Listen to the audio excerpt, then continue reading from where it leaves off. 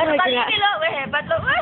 Mbak, jadi gini usul. Jadi ya Mbak sebagai perantara ya, maksudnya enggak satu pihak aja Mbak, kan udah ngomong ke kita udah tahu masalahnya kayak gitu. Insya Allah kita perbaiki deh itu, kalau ketemu ya say hello gimana lah gitu kan.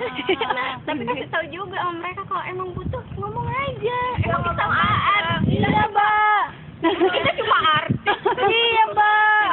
Tangan kita aja tuh. Mau foto bareng sih boleh. Dan Astagfirullah. Jadi itu mau ngasih masalah nggak boleh. Iya, Mbak. Nggak boleh apa? Jagoannya ini. Terus aja kalau sama kita kan nyambung ya, nyambung pelajarannya, nyambung statusnya, nyambung gilanya. Mungkin iya. Mbak sini mungkin kita beda karakter, mungkin dari mayoritas orangnya sini kan mungkin ada kocak-kocak gitu. Itu nggak termasuk itu. Ya, masih polos ya. Dia masih polos ya. Alhamdulillah, Mbak.